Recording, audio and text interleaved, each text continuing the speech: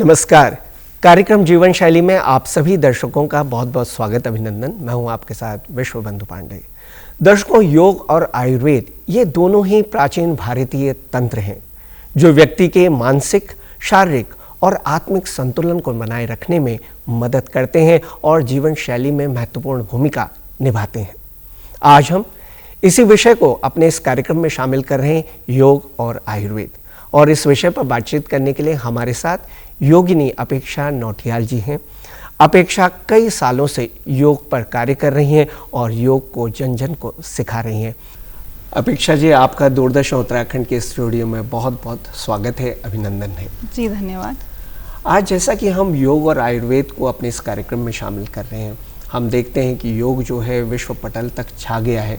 जो चीज़ें ऋषि मुनियों तक सीमित थी आज सबके सामने आ गई हैं और जो नए युवा लोग हैं वो योग की ओर खासकर प्रभावित हो रहे हैं और आकर्षित हो रहे हैं।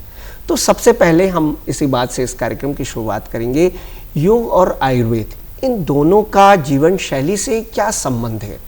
जी, तो योग और आयुर्वेद अगर मैं अंग्रेज़ी में समझाऊँ तो इनको सिस्टर साइंसेस बोला जाता है।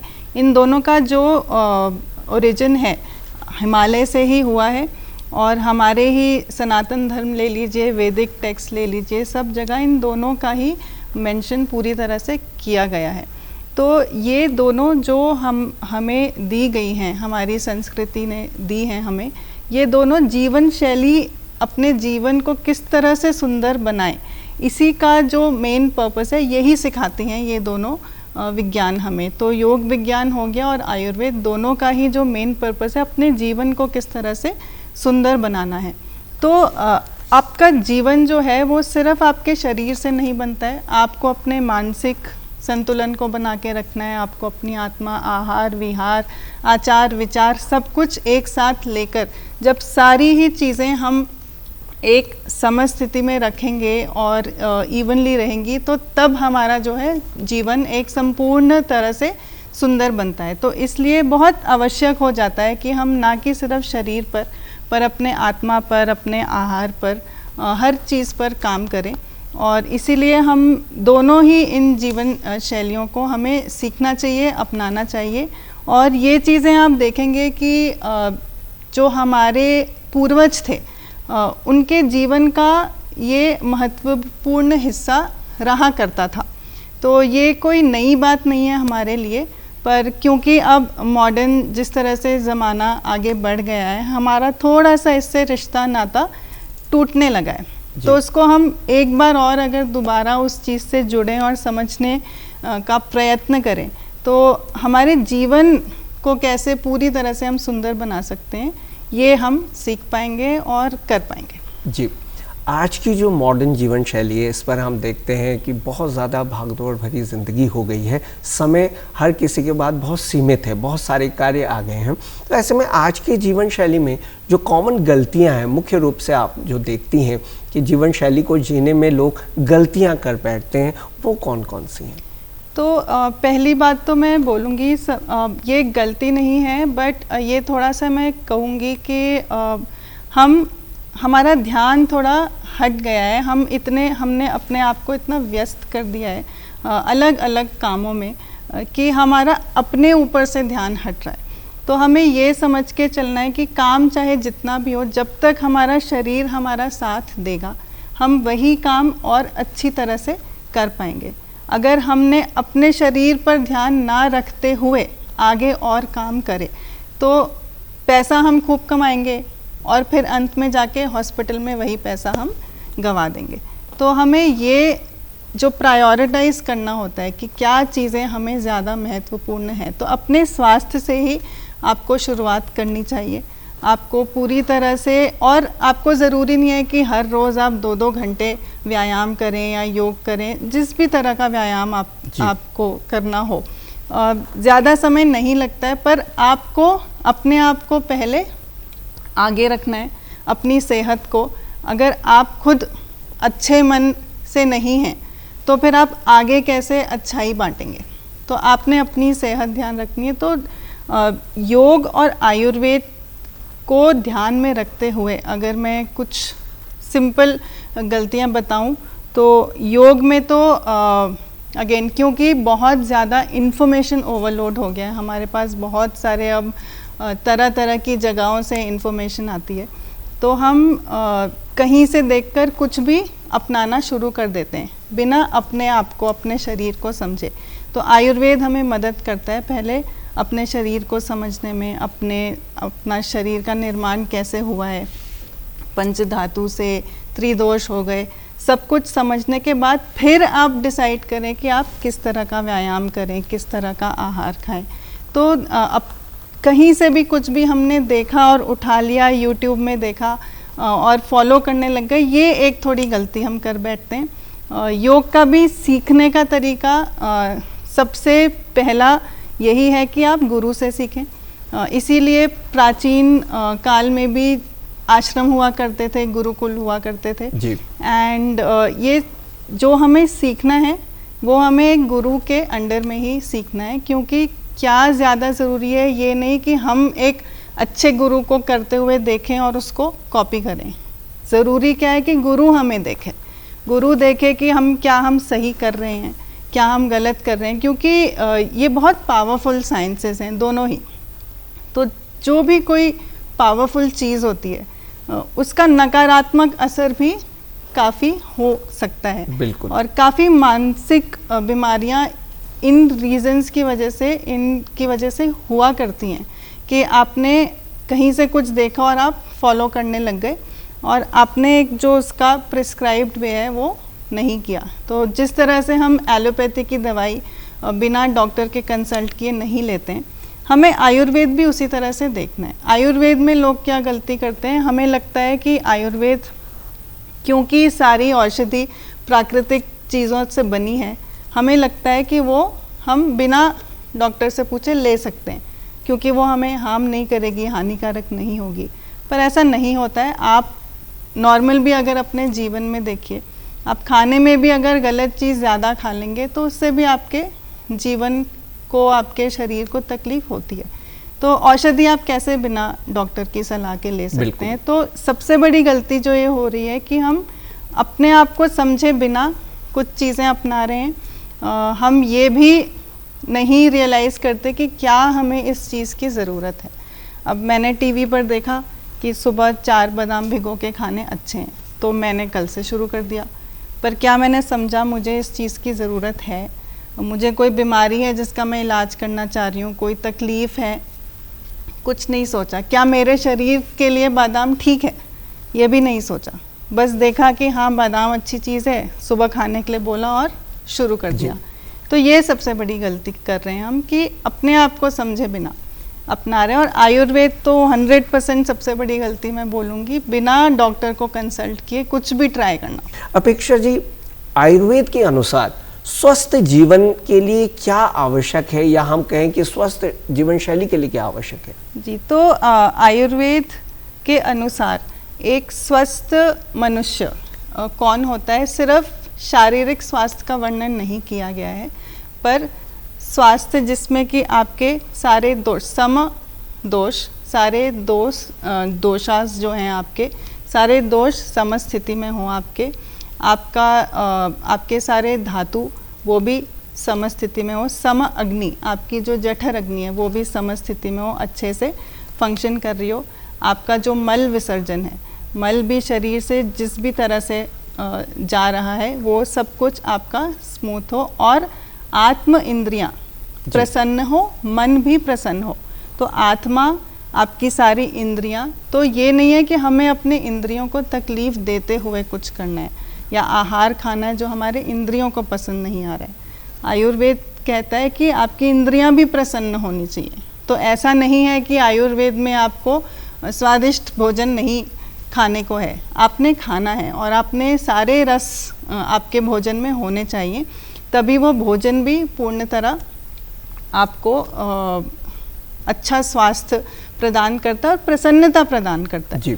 तो आप जितना भी अच्छा खाना खा लें, अगर आपका मन प्रसन्न नहीं है या आप खाना बना भी रहे हैं और आपका मन प्रसन्न नहीं है, तो फिर आपको उसका लाभ नहीं मिलता है। इसीलिए आप देखेंगे मंदिर में जब हम प्रसाद खाते हैं या लेते हैं तो कभी भी ऐसा नहीं होता कि हमें वो स्वादिष्ट नहीं लग रहा है, क्योंकि जिस भाव से वो बना रहे हैं, जिस खुशी से, जिस मन से बनाया जा रहा है, वो सब भाव उस खाने में ज़रूर ही आता है। इसलिए माँ के हाथ का खाना हमें हमेशा स्वादिष्ट लगता है। जैसे कि आप आहार का जिक्र कर रहे हैं, तो हम चाहते हैं कि एक पौष्टिक आहार किस प्रकार से लिया जाए, क्या क्या इसमें चीज़ें होनी चाहिए जो एक स्वस्थ व्यक्ति को लेना चाहिए। जी, तो मैं डेफिनेटली चीज़ें आपको नहीं मेंशन करूँगी, मैं आपको बताऊँगी कि आयुर्वेद के अनुसार षड रस जो होते हैं, जो 6 रस बोले गए हैं, वो सारे ही हमारे खाने में होने चाहिए। तो आयुर्वेद ये भी कहता है, आयुर्वेद में श्लोक भी हैं इस बारे में कि एको रस अभ्यासो व्याधि, मतलब अगर आप एक ही रस का खाना ज़्यादा खाएंगे तो उससे आपके शरीर को व्याधि होगी, तकलीफ़ होगी, कुछ शारीरिक परेशानी होगी। और सर्व रस अभ्यासो, मतलब सारे रस खाने का अगर आप अभ्यास कर रहे हैं तो सर्व रस अभ्यास करने का दिया गया है आपको आयुर्वेद में, कि आपके खाने की जो थाली, अब आप देखेंगे कि जैसे हमारे अगर ट्रेडिशनल वेज आप देखें तो सारे ही रस हुआ करते थे थाली में, पर उनकी क्या मात्रा, किस शरीर को कितने मात्रा में कौन सा रस खाना चाहिए, ये आपको तभी समझ में आएगा जब आप पहले अपने शरीर को समझेंगे, अपने शरीर के दोषों के बैलेंस, अपनी प्रकृति को समझेंगे, कोई विकृति है तो उसको समझेंगे, तब आप डिसाइड करिए। लेकिन सारे रस आपके खाने में होने चाहिए। तो जो आजकल लोग डाइट फॉलो करने के चक्कर में या हेल्थी होने के चक्कर में पूरी तरह से मीठा छोड़ देंगे या पूरी तरह से घी छोड़ देंगे, उससे काफ़ी सारी व्याधियां हो रही हैं। तो आप देखेंगे कई लोगों ने अपनी वज़न कम करने के लिए पूरी तरह से घी छोड़ दिया, उनको आगे जाके आर्थराइटिस हो रहा है, हड्डियों में दर्द हो रही है, क्योंकि हम ल्यूब्रिकेशन नहीं दे रहे। हेल्थी फैट जो होता है हमारा जो ब्रेन है वो ऑलमोस्ट 70% फैट से बना होता है। तो जब हम फैट पूरी तरह से अगर हटा दें, डेफिनेटली हेल्थी फैट ही लेना चाहिए, पर हमें हमारे शरीर को हर चीज़ की ज़रूरत है, सारे धातुओं को ज़रूरत है कि हम सारे धातुओं को पोषण दे पाएँ। तो जो खाना है उसमें सब कुछ होना चाहिए, पर आप अपने शरीर के हिसाब से, अपनी रिक्वायरमेंट के हिसाब से चूज़ करिए कि कितनी मात्रा में क्या आपने खाना है। बिल्कुल।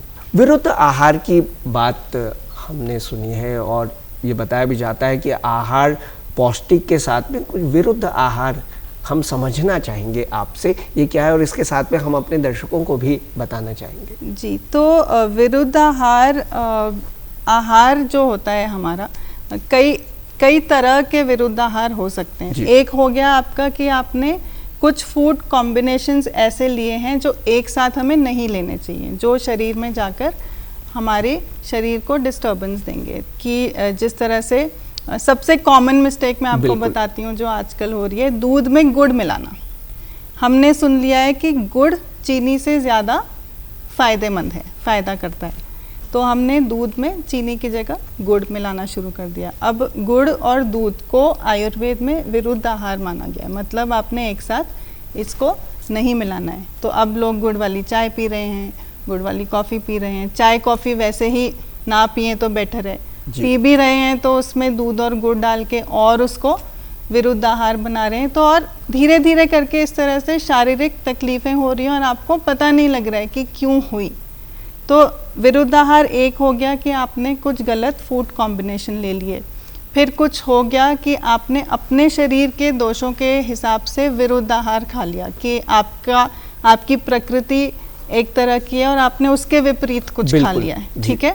फिर होता है एक आपका ऋतुचर्या से विरुद्ध आप चले गए, तो जिस ऋतु में जो खाना चाहिए उसके विपरीत आपने कुछ खा लिया। और ये भी आजकल की बहुत बड़ी समस्या होती जा रही है, क्योंकि अब ग्लोबल इकोनॉमी हो गई है, तो हमें हर ऋतु में हर चीज़ उपलब्ध है। बिल्कुल। तो हम कुछ भी मार्केट से लेके खा रहे हैं, हम ऋतु के हिसाब से अपना भोजन नहीं खा रहे।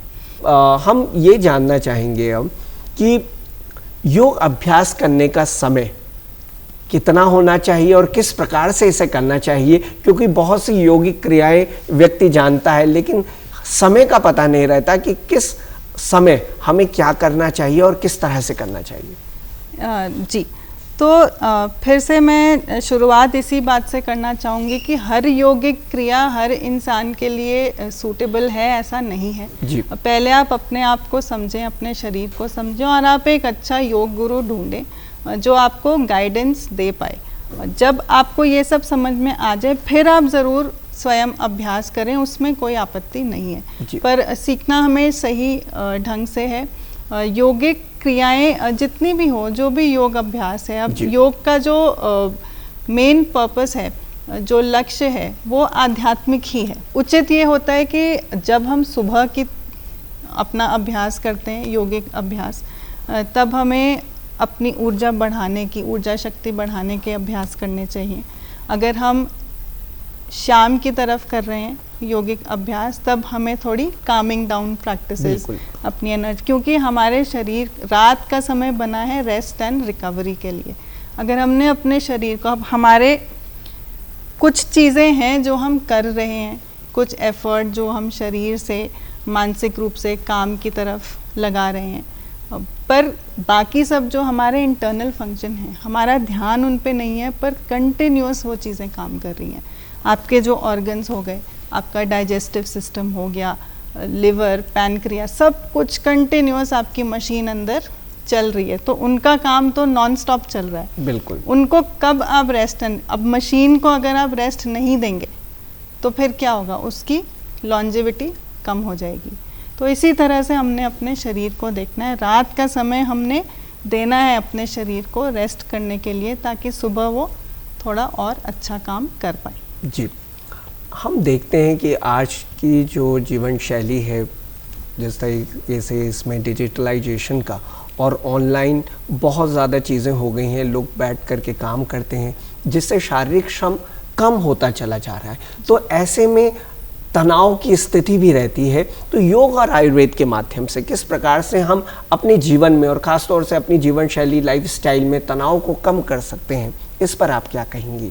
जी, तो आपने बहुत ही अच्छा प्रश्न किया तनाव के बारे में। तो जो मानसिक तनाव है, योग में भी ये वर्णन किया गया है और आयुर्वेद के हिसाब से भी, जितनी भी हमारी व्याधियाँ होती हैं, आयुर्वेद के हिसाब से मंद अग्नि जो होती है, उसी की वजह से सारी हमें तकलीफ़ें होती हैं, जितनी भी व्याधि होती हैं। तो मंद अग्नि मतलब हमारा जो जठर अग्नि है हमारे अंदर, अगर वो मंद नहीं है, अगर गट हेल्दी नहीं है हमारा, तो फिर सारी बीमारियों का जड़ वही हो जाता है। योग के हिसाब से भी शारीरिक बीमारी एक सिम्टम होती है, बिल्कुल, पर वो जो शुरू होता है वो मानसिक संतुलन बिगड़ने की वजह से होता है, स्ट्रेस की वजह से होता है। अगर आपको मैं उदाहरण देना चाहूँ इसका, तो हमें लगता है कि हमें जो भी शरीर में हम गलत खा रहे हैं, उसकी वजह से हमें समझिए डायबिटीज़ हो गई, हम मीठा ज़्यादा खा रहे थे, डायबिटीज़ हो गई। तो ये एक शारीरिक प्रॉब्लम नहीं है, हम जानते हैं कि ज़्यादा मीठा खाने से हमें डायबिटीज़ होगी या कुछ तकलीफ़ होगी, पर हम खा रहे हैं। हमारे मस्तिष्क को, हमारे दिमाग को, ब्रेन को पता है कि ये गलत है, जानते हुए हम गलत चीज़ कर रहे हैं। मतलब कोई हमें मानसिक संतुलन में या कोई स्ट्रेस, तनाव की वजह से हम वो चीज़ कर रहे हैं जो जानते हुए भी कि गलत है। तो ये जो रूट कॉज होता है वो हो जाता है आपका मानसिक। तो इस आयुर्वेद का भी जो चिकित्सा का भी तरीका है वो कॉज को पकड़ने का। इसलिए आप देखेंगे कि आयुर्वेद में कभी भी किसी भी बीमारी को, या आप 3 लोग ले लीजिए, उनको सेम दवाई नहीं देंगे। तीनों को बुखार होगा, पर वो तीनों की प्रकृति अलग होगी, बॉडी टाइप अलग होगी, तीनों के बुखार का कारण भी अलग हो सकता है। किसी को इन्फेक्शन की वजह से हुआ, किसी को किसी और चीज़ की वजह से हुआ, सर्दी की वजह से हो गया। तो कभी भी एक सेम दवा नहीं देंगे जी। तो हमें ये सब चीज़ें एक होलिस्टिकली किस तरह से अपने आप को, शुरुआत अपने आप से ही होती है। जितना आप अपने आप को समझेंगे उतना ही आप आगे अपने लिए करेक्ट चॉइसेस ले पाएंगे जी। इम्यूनिटी को किस प्रकार से बढ़ाया जा सकता है? आयुर्वेदिक चीज़ों को हम शामिल करें अपने इसके जो उपचार हैं या वस्तुएं हैं उसे हम ज़्यादा से ज़्यादा प्रयोग में लाएं और योग करें, तो इससे इम्यून सिस्टम पर हमारा किस प्रकार से प्रभाव पड़ता है और क्या ये हमारे लिए कितना ज़रूरी है आज के समय में? जी, तो फिर से मैं कहना चाहूँगी इम्यून सिस्टम की, जैसे आपने बात करी, तो आजकल ऑटो इम्यून डिजीज़ेस सबसे ज़्यादा डिस्टर्ब कर रहे हैं लोगों को। अगेन बिकॉज जैसा कि आपने बोला कि फिज़िकल वर्क बहुत कम हो गया है, बैठे बैठे सारा ही काम करने का है आजकल प्रचार। तो इससे क्या होता है कि शरीर की मूवमेंट हो गई है कम। अब जो ऑटो इम्यून डिजीज़ेस हैं उनका भी जो कॉज है, रूट कॉज, वो स्ट्रेस है जी। तो आपको लगेगा कि आप कभी देखेंगे जब भी आपको थोड़ा तनाव है या बच्चे को भी गुस्सा आ जाता है तो वो खाना मना कर देता है सबसे पहले, क्योंकि हमारा शरीर अगर हम ध्यान उस पर दें और समझें, वो हमें बहुत क्लियर सिग्नल देता है। जैसे ही मानसिक संतुलन अगर हमारा बिगड़ा हुआ है तो हमारा पेट खाना नहीं मांगेगा, क्योंकि वो उसको ठीक तरह से पचा नहीं पाएगा, क्योंकि सारी हमारी जो प्राणिक एनर्जी है वो हमारे गुस्से में लग रही है। तो खाना पचाने के लिए जो हमें एनर्जी चाहिए वो उस तरफ जाएगी नहीं। इसलिए आप देखेंगे कि अगर आपने गुस्से में खाना खा भी लिया तो आप पचा नहीं पाते हैं। कई लोगों को लूज़ मोशन हो जाते हैं, मल विसर्जन ठीक से नहीं होता। तो ये जो डिस्टर्बेंस है, शरीर आपको पहले ही बताता है कि नहीं, मुझे नहीं खाना। हमें लगता है कि हम गुस्से में आके बोलते हैं, पर एक्चुअली हमारा शरीर रेडी नहीं है वो खाना पचाने के लिए। इसीलिए हमें उस वक्त अवॉइड ही करना चाहिए।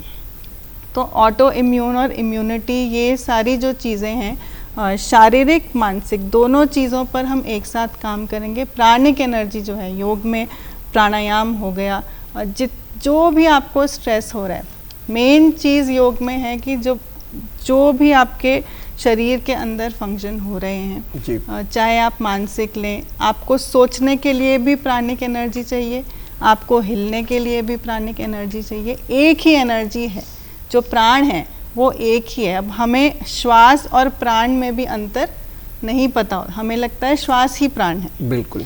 तो अगर अब मैं भी जब योग सिखाती हूँ, अगर मैं बोलूँ कि अपनी श्वास को अपने पैरों तक लेकर जाइए, तो फिज़िकली अगर हम सोचें तो श्वास तो लंग्स में ही जाएगी, पैरों तक नहीं जाती है। पर हम उस प्राण शक्ति के बारे में बात कर रहे हैं। तो प्राण शक्ति वो है जो श्वास के साथ हम लेते हैं। ये एक ही शक्ति है जो हर चीज़ में हमारे फंक्शंस, सारे फंक्शंस में काम आ रही है। बिल्कुल। राइट। तो फिर योग और आयुर्वेद में किस तरह से हम प्राणायाम की मदद से, खाने की मदद से, अब जब हम आहार का भी वर्णन करते हैं तो आहार सिर्फ वो नहीं है जो हम खा रहे हैं। बिल्कुल। जो हम देख रहे हैं, जो हम सुन रहे हैं, जो भी चीज़ हमारी इंद्रियां अब्जॉर्ब कर रही हैं, वो सब हमारा आहार है। तो हमें आहार जब हम सोचते हैं, हमें ये नहीं देखना कि सिर्फ हमारी प्लेट में क्या है, हम किस तरह से खा रहे हैं, हम कितने ध्यान से खा रहे हैं, हम टीवी पर क्या देख रहे हैं।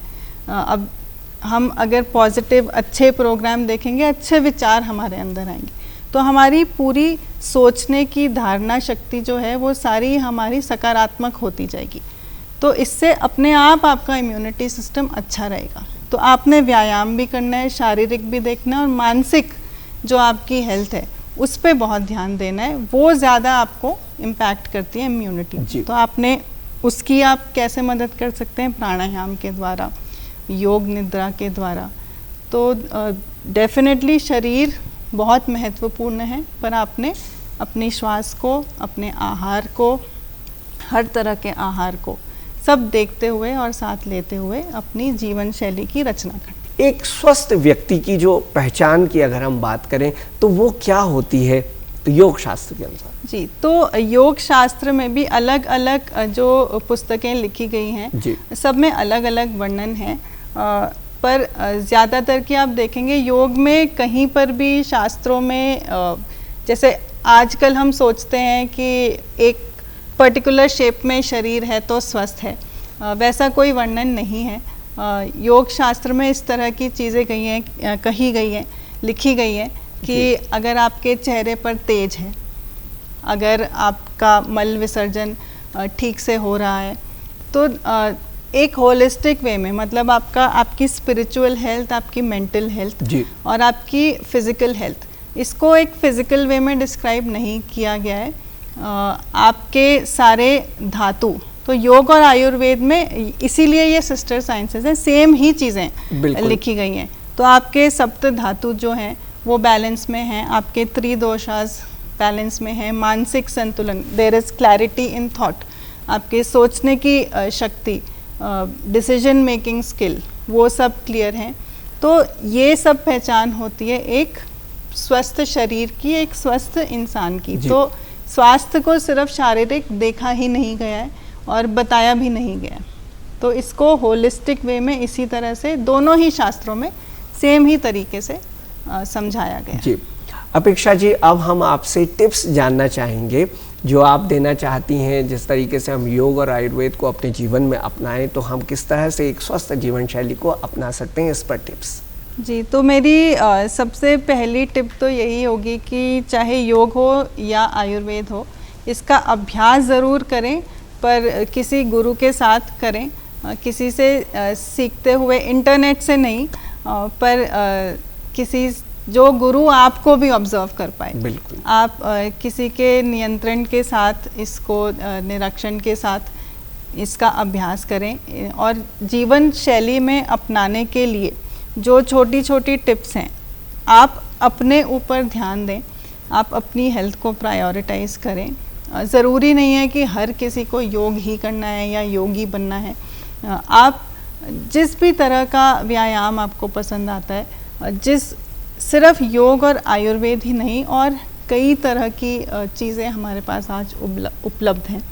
तो जो भी आप जब तक अपने आप को नहीं समझेंगे, आप नहीं समझ पाएंगे कि क्या चीज़ आपको सूट हो रही है जी। तो आप इन्फॉर्मेशन जो लेते हैं, इधर उधर की इन्फॉर्मेशन ना लें, समझें अपने आप को, और जिस चीज़ की जब आप अपनी ज़रूरत को समझेंगे, उस हिसाब से आप चूज़ करें कि आपको अपने जीवन में क्या चीज़ें अपनानी है। सकारात्मक सोच रखें, अपनी हेल्थ को सिर्फ फिजिकल वे में ना देखें, मेंटल और स्पिरिचुअल हेल्थ पे भी पूरी तरह से तभी हम स्वस्थ जीवन शैली से स्वस्थ रह सकते हैं। अपेक्षा जी, आप हमारे कार्यक्रम में आई और योग और आयुर्वेद विषय पर आपने जानकारी को हमें दिया, हमारे दर्शकों के साथ साझा किया, इसके लिए आपका बहुत बहुत धन्यवाद। जी, धन्यवाद। तो दर्शकों, ये था आज का हमारा कार्यक्रम, जिसमें हमने आज योग और आयुर्वेद विषय पर बातचीत की। अगले अंक में आपसे फिर होगी मुलाकात किसी नए विषय के साथ। तब तक के लिए नमस्कार।